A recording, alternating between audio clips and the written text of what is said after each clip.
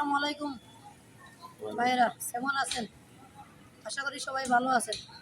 আপনাদের সবাইকে জুম্মা মুবারক। আজকে পবিত্র জুম্মার দিন। এই দিনে আল্লাহ পাক রাব্বুল আলামিনের কাছে যে যা চাইবে আল্লাহ পাক রাব্বুল আলামিন তাকে তাই দেবে।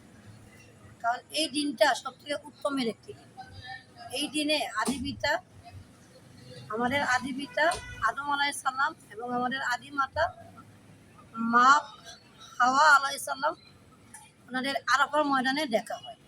এই দিনেই তাদেরকে আল্লাহ তাআলা এক করে দেন, আর এই দিনেই আল্লাহ তাআলা তাদেরকে মাফ করে দেন।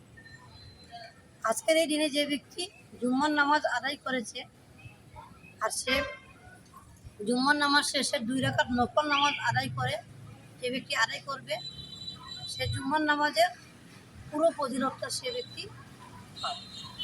আর আজকের এই দিনে যে ব্যক্তি জুম্মার নামাজের শেষে পাঠ করবে ইয়া গফফারু 100 বার, সে ব্যক্তি আল্লাহ পাক রাব্বুল আলামিনের কাছে দোয়া করে যা চাইবে সেটাই পাবে।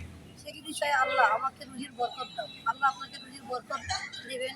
সে ব্যক্তি যদি চায় ইয়া রাব্বুল আলামিন আপনি আমার সমস্ত গুনাহ মাফ করে দিন, আল্লাহ তার সমস্ত গুনাহ মাফ করে দেবেন। আপনি যদি প্রথম শুরুতে যদি চান যে আল্লাহ জন্ম শুরু থেকে অল্প বয়সে যা ভুল করেছি, যা গুনাহ করেছি, সমস্ত গুনাহ আপনি মাফ করে দিন। কি কি গুনাহ? যেমন আমরা অনেকে জিনা করে থাকি।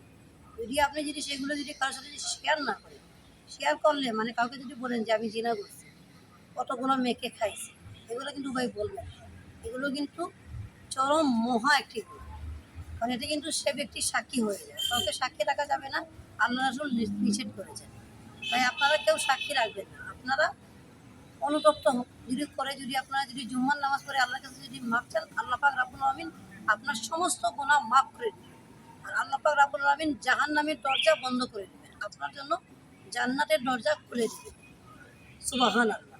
যদি আপনারা যদি এই আমলটা করেন, যদি আপনারা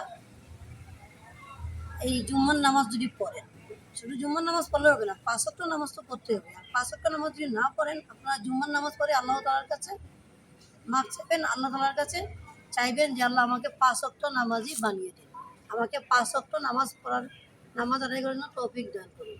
আমি আগে পিছিয়ে যা গুনাহ করেছি সমস্ত গুনাহ কাটা আমার মাফ করে দিন। ভিডিওটি ভালো লাগলে আমার চ্যানেলটি সাবস্ক্রাইব করে পাশে থাকুন।